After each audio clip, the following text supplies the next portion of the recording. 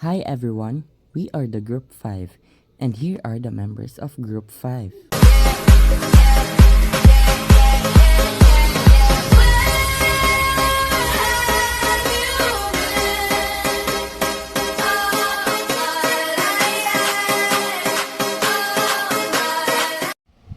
So for today's video, we will talk about Judiciary. So first, what is Judiciary? Judiciary, it is the system of courts that interprets and applies the law in the name of the state. Also provides a mechanism for the resolution of disputes.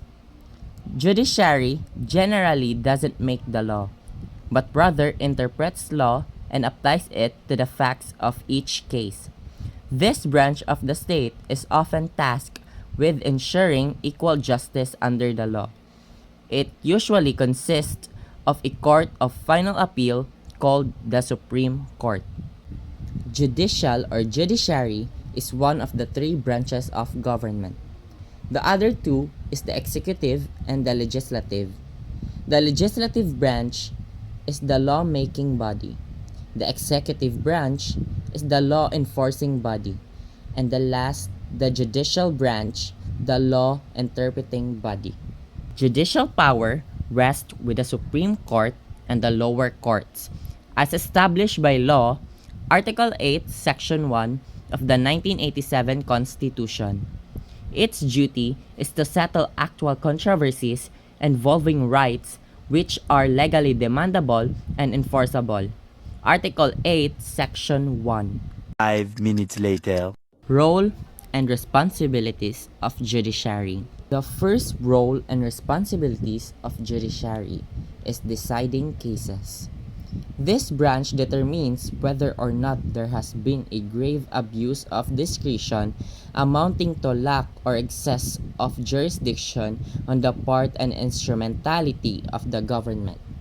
Only the Supreme Courts or the courts can decide if who is guilty or not guilty. The second role and responsibilities of judiciary is to conduct trials. Trials is important because the purpose of a trial is to ensure that the defendant gets a fair assessment of all evidence against him or her. If the ruling in the case is found to be objectionable, then the case can be appealed to a higher court for review. The third role and responsibilities of judiciary is to interpret the Constitution. Because it allows individuals to justify their actions based on the Constitution of a state and therefore legitimize their policy decision. The three main types of constitutional interpretation are textualism, originalism, and preserving the Constitution as a living document. In addition, interpretation is necessary to determine the meaning of ambiguous provisions of the Constitution or to answer fundamental questions left unaddressed by the drafters. The fourth role and responsibilities of judiciary is it is their duty to settle an actual controversies. This power includes the duty to settle actual controversies involving rights that are legally demandable and enforceable, and to determine if any branch or instrumentality of government has acted with grave abuse of discretion amounting to lack of excess of jurisdiction. 2 hours later. So let's go with the importance of judiciary. To give justice to the people. It awards to punish to those who found guilty of violating the laws of the statement or the rights of the people. Interpretation and application of laws. In the course of deciding the disputes that comes before it, the judges interpret and apply laws. Rule in lawmaking. The interpretation of laws by judiciary amounts to lawmaking as this interpretation defines the laws. Equity legislation.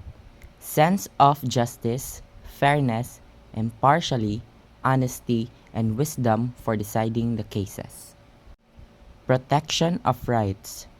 The judiciary has the supreme responsibility to safeguard the rights of the people. Guardian of the Constitution.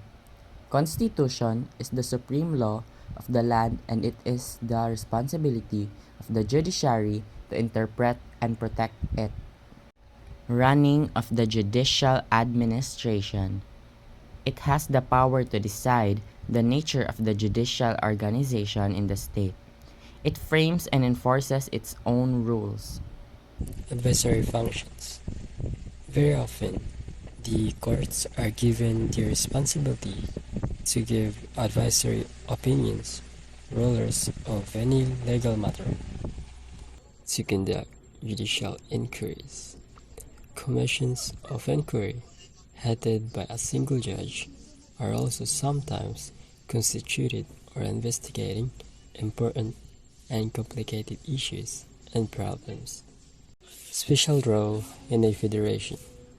In a federal system, the judiciary has to perform an additionally important role as the guardian of the Constitution and the arbiter of disputes between the center and the states. According to the Article 8, Section 1 of the Constitution, the judicial power shall be vested in one Supreme Court and in such lower courts as may be provided by law. Republic Act No. 296, the Judiciary Act of 1948. The courts referred to in this act are the Supreme Court, the Court of Appeals, the courts of the first instance, the municipal courts, and the Justice of the Peace Courts. Republic Act No. 8557, an act establishing the Philippine Judicial Academy, defining its powers and functions, appropriating funds therefor, and for other purposes. In conclusion, the judiciary plays a crucial role in upholding the rule of law, ensuring justice, and protecting individual rights. Its independence and impartiality are fundamental to a functioning democracy. However, like any constitution, it's not without flaws, and its continuous efforts are needed to improve transparency, accessibility, and efficiency within the judiciary. The judiciary is the backbone of any democratic society, serving as the guardian of justice and the rule of law. Its primary function is to interpret laws, settle disputes, and ensure that justice is served impartially. Through the application of legal principles and precedents, the judiciary safeguards individual rights and liberties. Republic Act No. 8557, an act establishing the Philippine Judicial Academy, defining its powers and functions, appropriating funds therefor, and for other purposes. Nonetheless, efforts to reform and modernize the judiciary are ongoing, aiming to enhance transparency, efficiency, and public trust, strengthening legal education and training for judges, promoting diversity within the judiciary, and leveraging technology to streamline processes are some initiatives aimed at improving the effectiveness of the judiciary. Despite its challenges, the judiciary remains a cornerstone of democracy, upholding the principles of fairness, accountability, and the rule of law. Judiciary ensures that they are aligned with societal values and providing a mechanism for the peaceful resolution of conflicts. Additionally, through landmark, ruling, and precedents, the judiciary can shape social norms and promote equality and justice for all members of society. That would be all about judiciary. And again, we are the Group 5. I am Andre Gagate and I am with Jinken Estoy and Shaina Garbo.